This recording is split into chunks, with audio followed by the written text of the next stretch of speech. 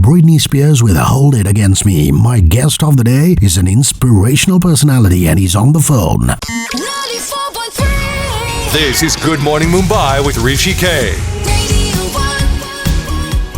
It's our CEOs working from home, and today a man who's really pioneered, revolutionized the food business, founder and MD Olive Group of Restaurants, A.D. Singh. Good morning, A.D. I hope your friends, your family, your staff, and more importantly, everybody that you know are healthy and safe in these unprecedented times. Yes, thank you, Hrishikesh. Our whole family and all our staff, very high priority. Everybody's good. Everybody's safe. I can't say good because, as you know, across our country, there's so much hunger and we're worried about our staff as well. Which brings me to what you're doing, something really unique. Kitchens Against Hunger is an Olive Group initiative, and this is targeting towards serving the hungry, particularly focused on children. Would you tell us about this and how you're going about Kitchens Against Hunger, Eddie? Sure.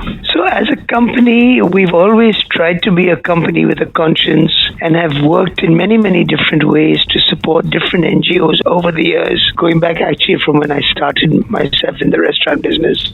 2-3 years ago, we started our own initiative called this, Kitchens Against Hunger, focusing on raising money, particularly on kids for their midday meals. What we do is we charge our customers 10 rupees on every bill at some of our restaurants, and then the Olive Group matches that with 10 rupees from our side. At the end of the year, it reaches quite a decent corpus, and we supported different NGOs across the country that we personally checked out and focused on that it would go to feeding children. Now, of course, times are worse than ever. NRAI Association has launched a campaign for feeding the needy, and under the umbrella of that, I chose an NGO called Youth Feed India, an initiative started by two of our local partners in Hyderabad and Bangalore, along with a lot of people supporting them as well. And the initiative is sourcing from local vendors, so it's helping the community in all the cities that it's working in, and then working with different NGOs and the government to get food where it's most required. So far, Youth Feed India has managed to feed, I think, about over 21 lakh meals,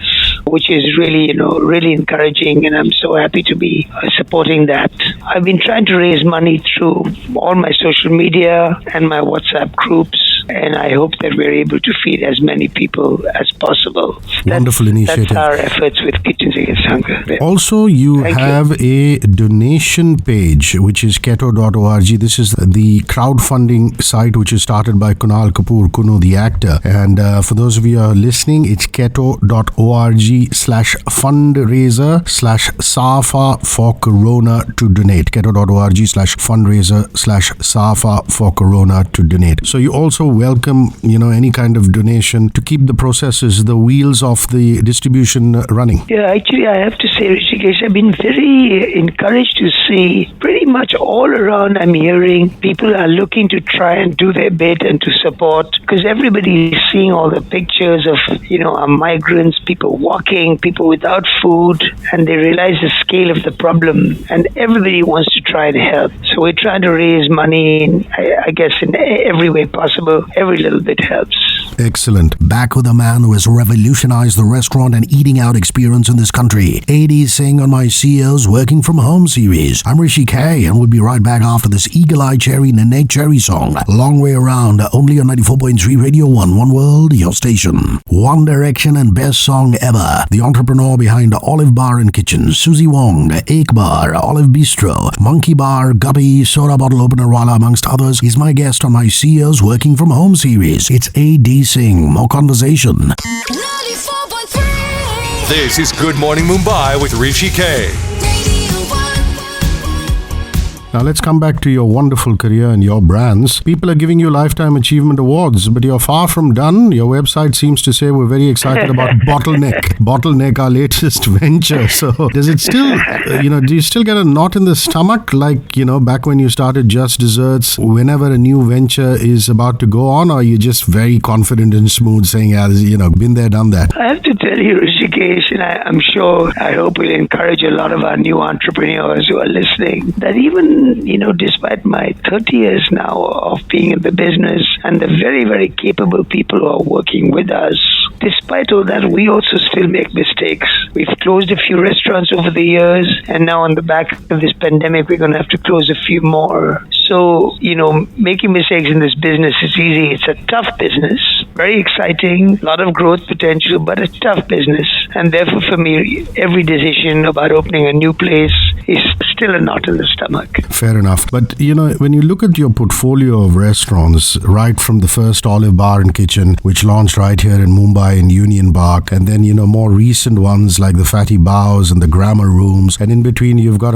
a soda bottle opener wala. When you start a new genre, how much research goes into it? Because I go through your website and I find that, you say, for example, that the Toast and Tonic was East Village, New York City inspired. So the research process before the beginning of each restaurant. So I would say that my top team and myself, we talk about ideas all the time, and things simmer with us till the right opportunity comes along. And sometimes the process has been almost as long as 2 years from the time we thought about something till it saw the light of day. Our top team and myself, of course, have all been in the business for a very long time. And as such, we understand the markets that we're working in mainly. That's one of the reasons why our company has not tried to branch out into too many cities, but focus on the cities that we are in and which we understand and which we've sort of learned the hard way over the years. That's also something that I'd like to suggest to the entrepreneurs listening, that do spend a lot of time putting your concept, your business plan together before you start. It'll really help you down the road.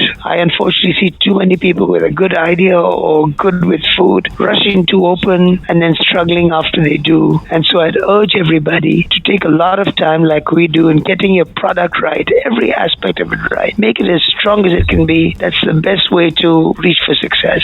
AD, Mumbai and Delhi in that aspect have almost, are home to you, and your understanding of those markets is spectacular. You branched out into Goa, which is fabulous too. But the fact that, Hyderabad has taken to Olive Bistro as well as the Hoppery, must really warm the cockles of your heart. Like you said, cities that you understand well. So expansion into other cities, eventually, looking at the long term, right now, of course, nobody is traveling, nothing much is happening. But are you keeping a keen eye on expanding to more cities is my question to you. And how has Hyderabad in particular has taken to you? So, Hrishikesh, a very good question. Actually, no one's ever asked me that before. Whichever cities I don't myself know well, or my key people are not living there, we actually have a model which we started where we bring a local partner on board. So in Hyderabad, my nephew is our local partner. He's always lived there. He's gone to the right schools. He knows everybody. Very savvy. And he and his friends help to drive the Olive Bistro day after day to all the right people and look after them when they came in. And I think that really helped and accounts for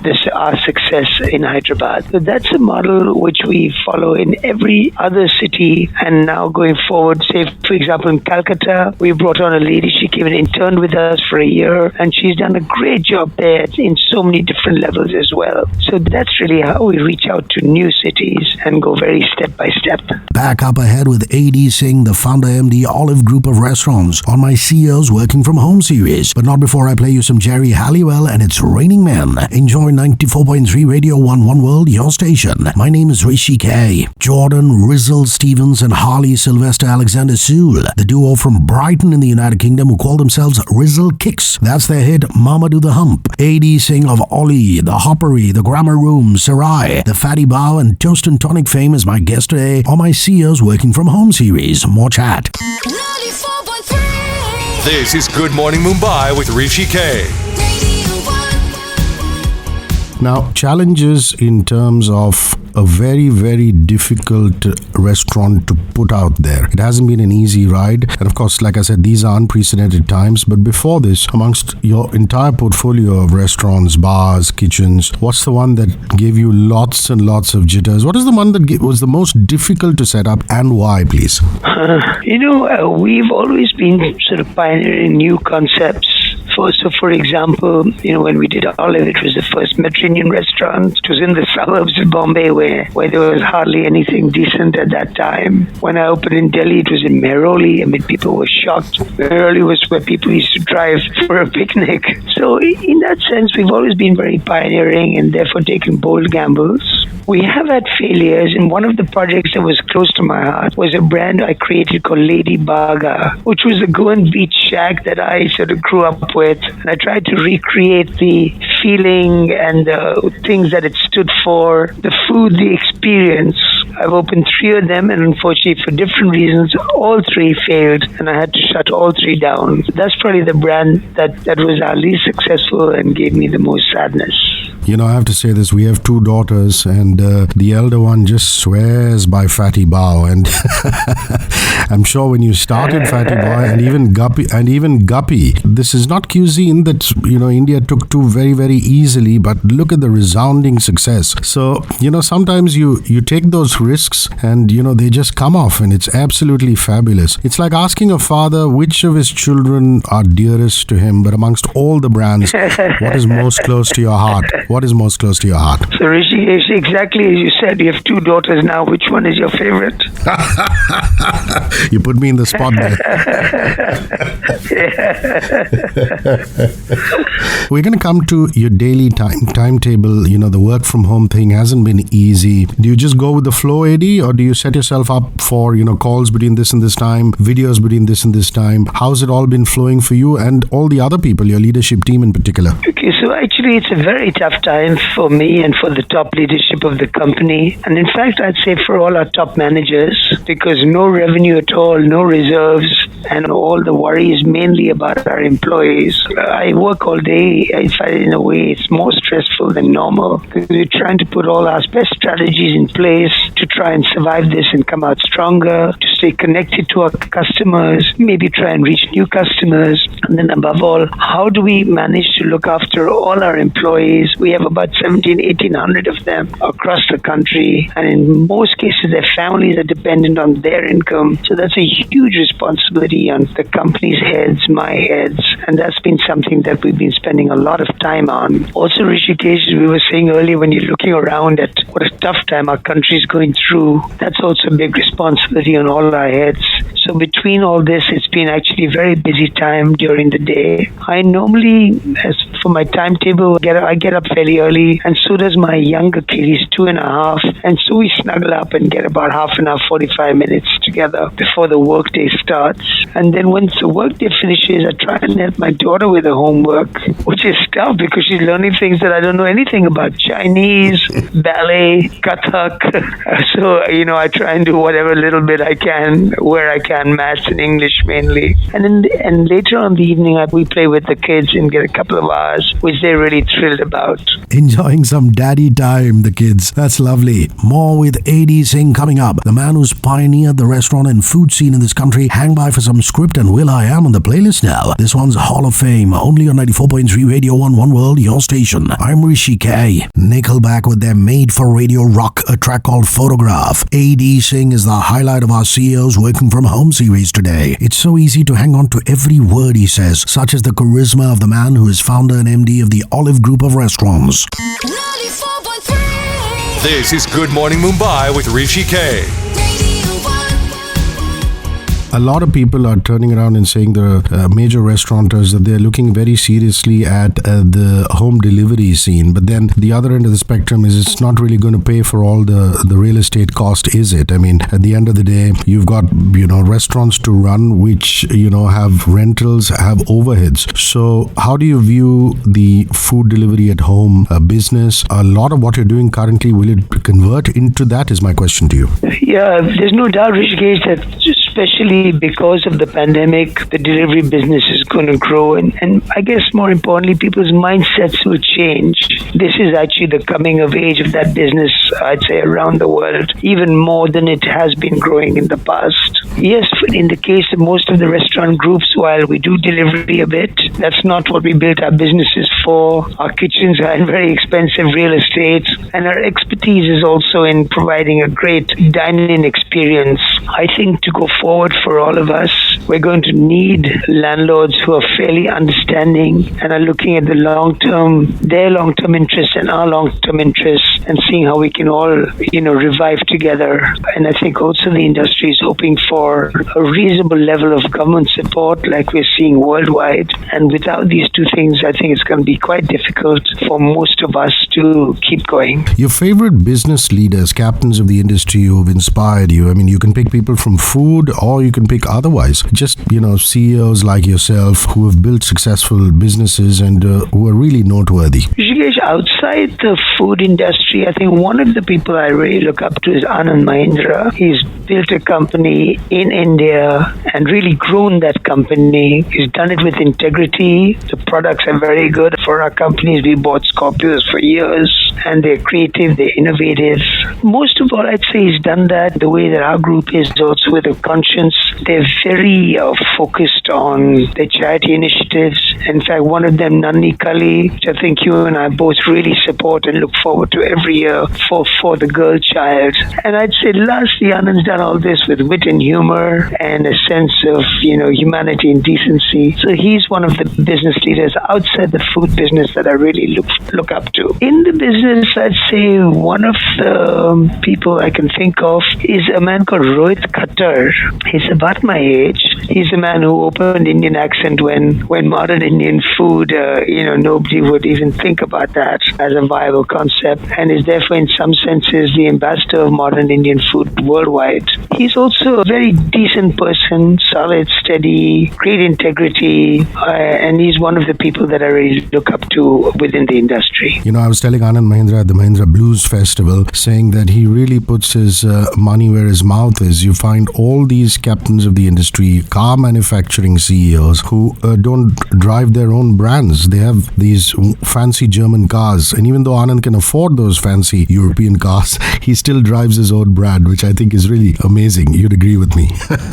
Oh, absolutely. That's great. I didn't know that. Hang by for some more inspirational banter with A.D. Singh, the man who redefined restauranting in this country. Slipping in some Enrique Iglesias on the playlist. Here's Love to See You Cry. My name is Hrishikesh. Avril Lavigne smoking up the airwaves with her Keep Holding On. My CEO's Working From Home series takes it up a notch. A.D. Singh, founder MD, Olive Group of Restaurants, is doing some great work during this crisis. Kitchens Against Hunger is targeted towards serving the hungry, particularly focused on children. We're speaking about that, his considerable career as a restaurateur, and his lifestyle. 94.3. This is Good Morning Mumbai with Hrishikesh. Let's come to favorite books. Are you a voracious reader at all? Do you get the time, considering how hectic your life is? A book that's really made its mark on you, if you do read, that is. So yes, Hrishikesh, I'm a voracious reader. In normal times, whenever I'm flying and whenever I'm out of town, a book allows me to sleep. So that's when I do get the time to read. I guess over the years, what I really enjoyed, one is the huge boom over the last 10, 12 years, the retelling of our mythology in fictional, more easy to read terms. And I feel it really gave me a fresh understanding about many of our gods, whether the Ram series by Ashok Banker or the lovely Shiva series. Shiva was somebody I knew very little about. So I really enjoyed knowing more and more. And so I think all the retellings of our mythology have been great and connected many new generations to such an important part of our lives. Apart from those, I guess one series I quite enjoy reading is Alexander McCall Smith's First Lady Detective Agency, set in Botswana. It really gives me the same sort of joy as when I used to read P.G. Wodehouse as a youngster. They're slow, unhurried, humorous, create a world of their own, and hats off to him and what he's done with that series. I had such a fanboy moment because Anil Dharkar, for his literature festival, invited Alexander McCall Smith, and I was privileged enough to hear him speak. A really fanboy moment there. So I'm so glad you've picked that particular series. Nobody's traveling right now, Eddie. These are difficult times, but in the hope of future travel when the lockdown is lifted, just wanderlust sitting in our armchair. A favorite travel destination that your lovely wife Sabina and yourself and the kids have gone to, or you've gone solo and you've said, wow, Eddie, I could live here. So I guess for the family, probably our favorite travel destination would be London. My wife used to fly for BA for a long time, so that's almost like a second home for her. She knows it very well and she really looks forward to going back. For the kids, they love the parks and the open air. Hyde Park really has no parallel, and we spend every single day, we spend a few hours there. And for me, it's great. We stay in Soho and I can walk around, jog around, look at new ideas, new concepts, new trends. It's always such a nice learning for me and a bit of an eye-opener there. I guess that would be our favorite destination. Excellent. Just, jogging back your memory, you went to Cathedral and John Kannan here, and then you went to Lafayette. Your days in school and college, were there learnings or, more fun? Just hark back to those days, please. So I went to Lafayette on a scholarship actually as an electrical engineer. Because you have to realize, Hrishikesh, back in my day, we were a fairly poor country, and if you were going to go abroad and spend money, most Indian men went for either medicine or engineering. I actually had very, very little aptitude for both, but because I couldn't bear the thought of dissection, I went for engineering. And in college, frankly, I was a fairly poor student in the engineering departments, but I was the college's best student in English and in mathematics.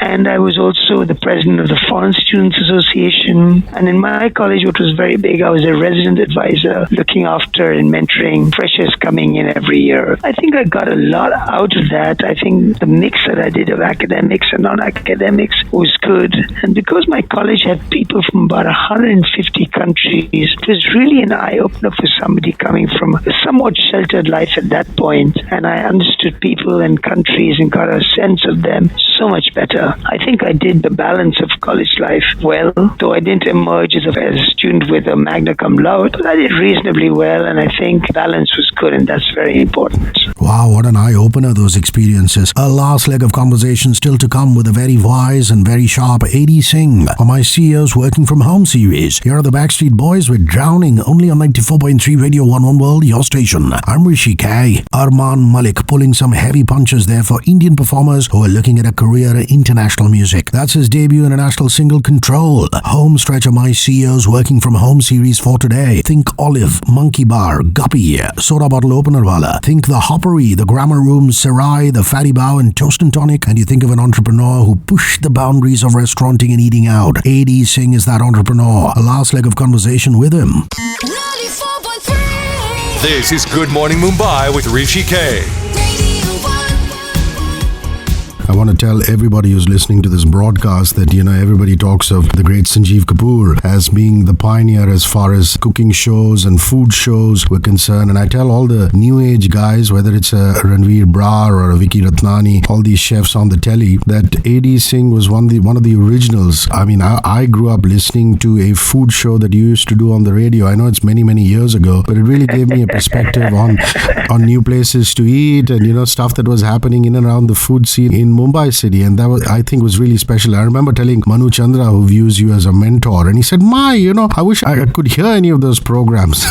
So I don't know if you remember those days. I mean, there's just, for anybody who was listening, it was really special. So your radio memories, if you do remember any. Thank you, Hrishikesh. I'm sure you're one of the very, very few people who remember that. I have to say, actually, for me, that was the time of my greatest learning in the food business. I was on the radio for quite a while, and then post that I did a column on food for about 3-4 years, a weekly column. And between the two, that's when I really met great chefs and restaurateurs and learned a lot about the food industry at that time. Because being from one of the few people from the press side who were actually giving them a showcase, they would take the time and spend a lot of their busy time with me and talk me through what they were doing, what they were thinking, what their challenges were. That really was like a PhD for me in the food business. Spectacular. My last question is a very, very quintessential radio question. You must have attended concerts and gigs around the world. A music concert, a gig that you attended was absolutely jaw-dropping. I know the little bit that I remember, you're a jazz